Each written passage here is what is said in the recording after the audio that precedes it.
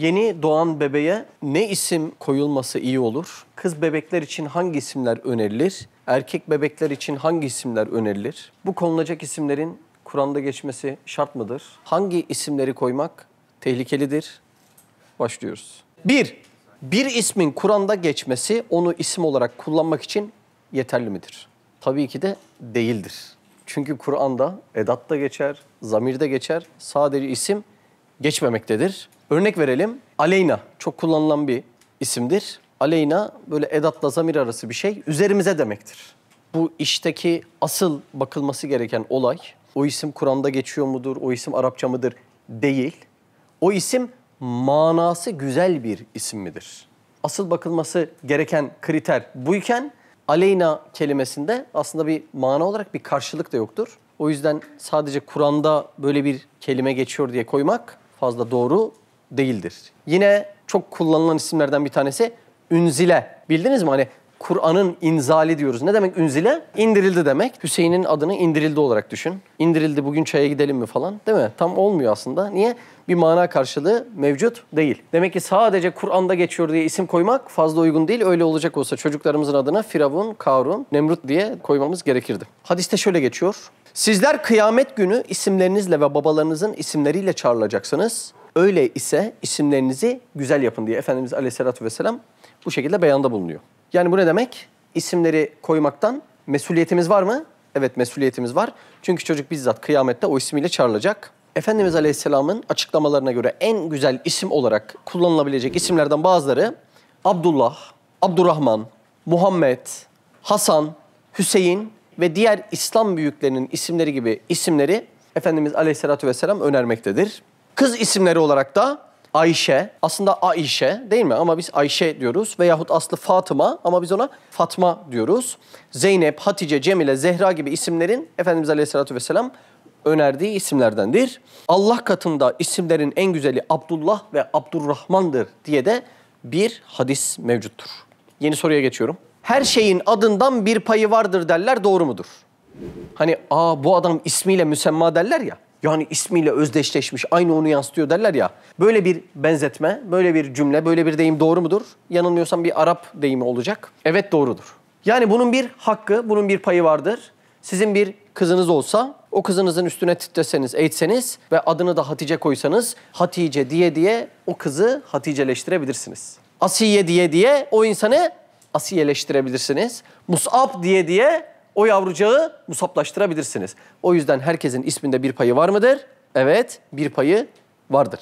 İsimlerin böyle bir payının olduğunu birkaç örnekle hatırlayalım. Medine'nin yıllarında Efendimiz Aleyhisselatü Vesselam ile Mekke müşrikleri arasında bir anlaşma yapacaktır. Hudeybiye denilen bölgede, Mekke'ye yakın olan bölgede. Ve bu anlaşmaya başta birkaç elçi gelir. Efendimiz elçilerin isimlerini sorar. O isimlere göre bir mukabelede bulunur. Son gelen elçinin kim olduğunu hatırlıyor musunuz? Efendimiz Aleyhisselatü Vesselam'ın yanına Süheyl İbni Amr gelir. Efendimiz Aleyhisselam da Süheyl ise işimiz kolay der. Neden? Çünkü Süheyl kolaylık demektir. Demek ki ismin kişiyle bir örtüşme, bir uyumu vardır ve Efendimiz Aleyhisselatü Vesselam bununla ilgili bir tefeyyülde bulunmuştur. Efendimiz Aleyhisselatü Vesselam'a sağılmak üzere bir deve gelir ve Efendimiz hanginiz bu deveyi sağmak istersiniz deyince bir kişi kalkar, ismini sorar. Benim ismim Mürre der. Mürre ne demek? Acı demektir. Sen otur der Efendimiz Aleyhisselatü Vesselam.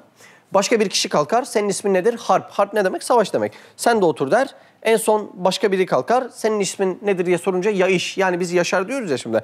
Tamam sen sağabilirsin der. Demek ki isimlerin de yaşantıda bir önemi var ve bunun dersini veriyor aslında bize.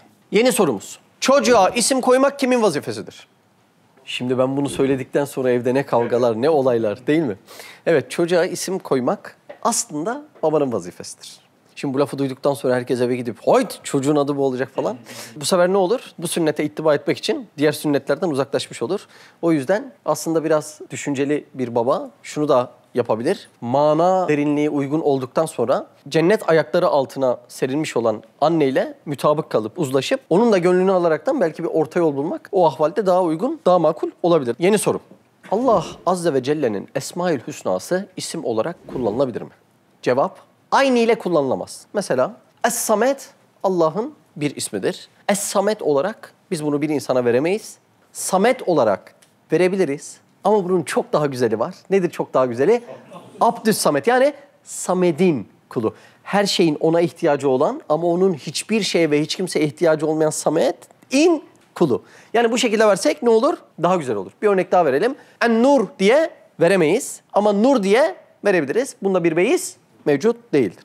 Allahu Azimüşşan'ın hususiyetle Allah ve Rahman isimleri hiçbir kula konulmaz. Özellikle Mekke'nin eski cahiliye devrinde Rahman ismiyle çok derin problemleri de var. O yüzden bunları nasıl koymak icap eder? Abdullah, Abdurrahman, yani Rahman'ın kulu ve Allah'ın kulu olarak koymak önemlidir. Ancak Allah Azze ve Celle'nin sıfatları isim olarak verilebilir mi? Verilebilir. Mesela Kerim, Kadir bunlar sıfattır ve bunlar isim olarak verilebilir mi? Evet, verilebilir. Ama daha güzeli vardır. Nedir? Abdülkerim, Abdülkadir olarak verirsen insanlar her telaffuz edildiğinde Allah'ı hatırlamış olur. Yani dolaylı olarak çok güzel bir işe vesile olmuş olur. Biraz daha derinleşelim. Şimdi böyle işin merak edilen suallerinden biraz bahsettik. Biraz da bence bize bakan yanıyla Efendimiz Aleyhisselatü Vesselam'ın da yaşadığı ve yaşattığı birkaç sahneyi de değerlendirelim. Gönlümüzde ve yüreğimizde Efendimiz canlanır. Bir isim koyma vasıtasıyla tekrar onu hayal etmiş, o derinliği yaşamış oluruz. O yüzden soruyla birlikte biraz bunları yaşamaya çalışalım. Sorumuz şu: nasıl isimleri koymak tevhid akidesine zarar verir? Asıl adı Abdüaf olan bir sahabe efendimiz var. Ne demek oluyor? Abdüaf, Avf'ın kulu. Kim oluyor? Abdurrahman bin Avf, değil mi? Efendimiz İslam'dan sonra onun ismini değiştirir ve ne yapar? Senin ismin bundan sonra Abdurrahman bin Avf olsun der. Hatta o saatten sonra eski ismiyle kim seslenirse seslensin, çok yakın dostlarından biri bile seslense Abdurrahman bin Avf dönüp ona bakmaz. Efendimiz Aleyhisselatü Vesselam böyle istiyor diye. Hatta Mekke'de bunu propaganda malzemesi olarak Efendimiz Aleyhisselam'a karşı da kullanırlar. Bak görüyor musunuz? Bizim atalarımızın, dedelerimizin ismini de değiştirmeye cüret ediyor diye haşa. Aile ismi, aşiret ismi, soy ismi, dede ismi, ata ismi çok kökenci bir kültür olduğundan Efendimiz Aleyhisselatü Vesselam'a oradan da saldırıya geçiyorlar. Ama Efendimiz Aleyhisselatü Vesselam doğru bildiğini yapmaya o cihette devam ediyor. Yeni soruyla devam ediyorum. Hangi isimler sakıncalı olabilir? Öncelikle savaş, kaya, dağ vesaire gibi veyahut bunları çağrıştıran isimleri koymak fazla uygun görülmemiş. Bir örnek verelim. Hazreti Ali Efendimizin ilk çocuğu Hasan Efendimiz doğduğunda Efendimiz Aleyhisselatü Vesselam ne koyacaksın ya Ali diyor. Harp ismini koyacağım diyor. Efendimiz Aleyhisselatü Vesselam müsaade etmiyor. Olur mu öyle isim ya diyor. Hasan koyalım diyor. İkinci çocuğunda İmam Hüseyin'de de aynı olayı yaşıyorlar. Aralarında bir yaş bile yok. İmam Hasan'la İmam Hüseyin'in arasında. Yine harp koyacağım diyor. Ya olur mu ya, harp konulur mu diyor. Ve ne yapıyor? Hüseyin ismini koyuyor. 2-3 yıl sonra tekrar bir çocuğu olduğunda yine Hazreti Ali Efendimiz harp ismini değil mi? O çünkü o bir savaş insanı yani.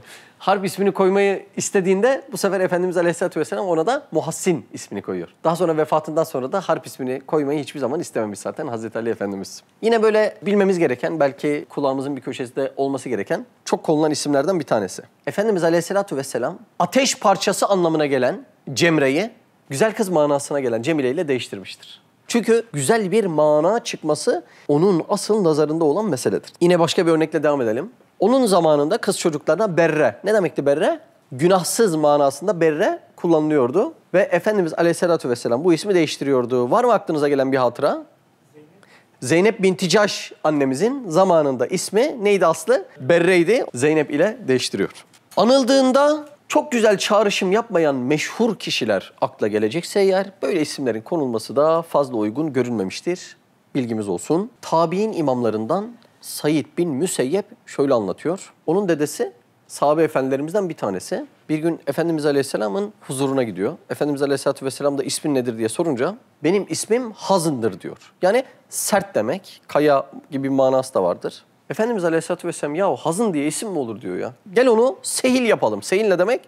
Kolaylık diyor. Sahabe Efendimiz de ya Resulallah kurban olayım bak benim ismime elleme diye ricada bulunuyor. Bu vakayı bize anlatan tabiinden Efendimiz şöyle diyor. Dedem ismini Efendimiz Aleyhisselam'a elletmediği günden bu yana iki yakamız bir araya gelmedi. Hangi işe girsek sert bir kayaya çarpmış gibi olduk diyor. Ya değil mi? Demek manada insan değil mi? İsmiyle müsemma oluyor. Mana bu cihette çok önemli oluyor. Bir de bu manayı değiştirmek isteyen değil mi? Efendimiz Aleyhisselatü Vesselam olursa. Efendimiz nasıl isimlerin konulmasını önermiştir? Şöyle isimlerin. Kendisinden önceki peygamberlerin konulmasını önermiştir. Sahabe efendilerimizden isim konulmasını önermiştir. Ve kendi isimlerinin konulmasını önermiştir. Ama kendi künyesinin konulmasını istememiştir. Künyesi neydi hatırlar mısınız? Ebul Kasım. Peki neden Ebul Kasım denmesini istememiştir? Çünkü yüreğinde hala Kasım'ın acısını taşımaktadır. Bir gün Ali Efendimiz sorar, senden sonra da mı koyamayız deyince benden sonra koyabilirsiniz demiştir. Ve ta Efendimizin vefatından sonra Hazreti Ali Efendimiz isim olarak Muhammed, künye olarak da Ebul Kasım'ı kullanmıştır. Kendi isminin konulmasında önermiştir. Ama bizde bir Anadolu ahlakı vardır. Yani bir hassasiyet vardır aslında. Muhammed diye telaffuz edilip, değil mi? Bir de arkasına sert veya olmaz bir söz söylersek çocuğumuza diye onun çekincesini yaşamışlardır. O Anadolu irfanından gelen hassasiyetten, ahlaktan ötürü ve o yüzden o ismi koymaya çekinmişlerdir. Öyle değil mi? Yani ona ya kötü bir şekilde hitap edersek diye. O yüzden yıllardır Muhammed'e Aleyhisselatü Vesselam ne demişlerdir? Mehmet demişlerdir. Ama şöyle bir durum daha var. Efendimiz Aleyhisselatü Vesselam konulmasını da önermiş bize. O zaman şöyle yapacağız. Hem o ismi koyacağız hem de dikkat edeceğiz. Yapmamız gereken budur. Efendimiz Aleyhisselatü Vesselam sahabe efendilerimizin isimlerinin de yayılmasında hem teşvik etmiştir hem kendisi de aslında bunu yapmıştır. Medine'de Abdullah bin Zübeyir isim için yanına geldiğinde ona hangi ismi önermiştir? Evet, doğru, güzel. Abdullah, yani onu tespit etmen çok güzel. Peki kimin adıdır Abdullah? Dedesi olan Abdullah bin Osman. O kim? Biz künyesini biliyoruz. Ebu Bekir Efendimiz. Künyesi Ebu Bekir'dir. İsmi Abdullah bin Osman'dır. Yani dedesi olan Abdullah'ın ismini vermeyi önermiştir. Sahabe efendilerimizin ismi de o cihette yaşamaya devam etsin diye. Yeni sorumuz.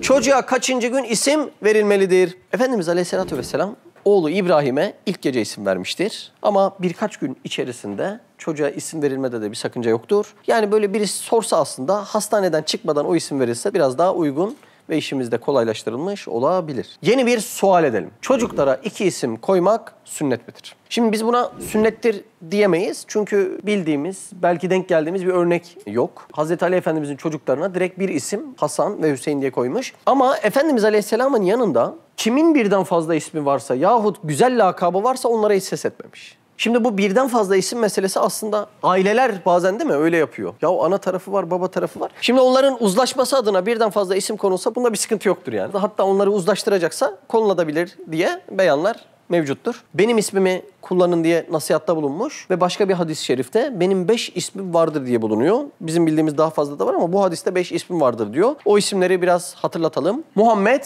Ahmet ne oluyor? Övülen manasındadır. Mahi, yani mahveden demek mahi. Neyi mahveden? Küfrü mahveden manasındadır. Haşir Efendimizin bir ismidir. Neden? Çünkü öldükten sonra onun etrafında toplanılacağından haşir onun başka bir ismidir.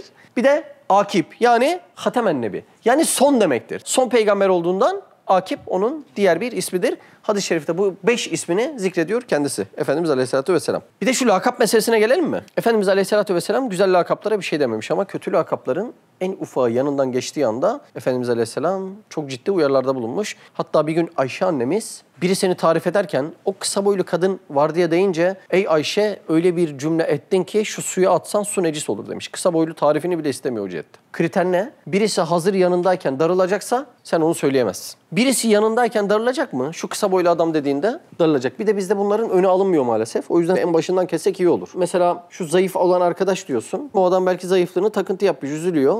Diğerleri de durmuyor maalesef. Ne zayıf bırakır? Çubuk kraker mi bırakır? Şu sivrisinek mi bırakır? Ha? Şu görünmeyen 2 boyutlu herif yok mu diye bırakır. O adam bunlardan darılacaksa, alınacaksa bunlar çok makul olmaz. Hatta bizi günaha sokabilir bu tür lakaplar. Peki Efendimiz Aleyhisselatü Vesselam kendisi güzel lakaplarda bulunmuş mudur? Evet, bulunmuştur. Mesela birini hiç unutmazsınız. Kim? Ebu Hureyre değil mi? Herkes biliyor. Gerçek adı ne? Yani Allahu alem Abdurrahman diye geçiyor gerçek adı ama tam böyle bir kesinlik yok. Efendimizin kullandığı lakap o kadar hoşlarına gitmiş ki yani belki gerçek adını bile uzun süre kullanmamışlar. Kedileri besleye besleye ona lakap olarak Ebu Hureyre, yani kedilerin babası diye kitapta bulunmuş. Başka var mı lakap verdiği? Var. Mesela Ayşe annemiz var. Ne diyor? Hümeyram diyor. Ne demek? Ayşe annemizin yanakları biraz hızlı kızaldığından al yanaklı manasına geliyor. Başka? Ebu Turab var değil mi? Hazreti Ali Efendimiz bir gün toprağın üzerinde uyumuş. Orada da biraz dönünce üzeri toprak olmuş. Ey Ebu Turab demiş. Ey toprağın babası demiş. Ona da o şekilde lakapta bulunmuş. Hazreti Halid bin Velid'e verdiği bir lakap var. Nedir? Seyfullah. Doğru mu? Ne demek oluyor Seyfullah? Allah'ın kılıcı. Hamza Efendimiz'e verdiği bir lakap var. Esedullah. O da Allah'ın aslanı oluyor. Yani kendisi bu şekilde lakaplarda bulunmuş. Çocuğun isminin güzel olması bir fazilet olsa da O güzel isimden dolayı tabii ki de ahirette özel bir muameleye tabi tutulacağını zannetmiyoruz. Çünkü ahirette asıl muamele onun ameline göre olacağından ötürü biz çocuklarımıza isim verirken onları aynı isimlerine benzeyen zatların amellerini de benzetmezsek eğer isim verirken az güleriz, ahirette çok ağlayabiliriz. O noktada da dikkat edebiliriz. Kız isimleri tavsiye olarak şu şekilde verebiliriz. Hanife, Asiye, Amine, Rukeyya, Erva, Halise, Esma, Halide, Raşide, Umame, Emine, Raziye, Betül, Hafsa, Hakime, Halime, Şakire, Zahide, Şifa, Zeynep. Belki biraz erkek isimlerinden de şöyle örnek verebiliriz. Bilal, Sabit, Enes, Cabir, Usame, Halit, Hafız, Hamit, Salim, Asım, Tarık, Faruk, Afif, Alkame, Ammar, Ömer, Musab, Mustafa, Muaz, Müslim ilahir diye gidebilir. Bu şekilde bazı örnekler mevcuttur.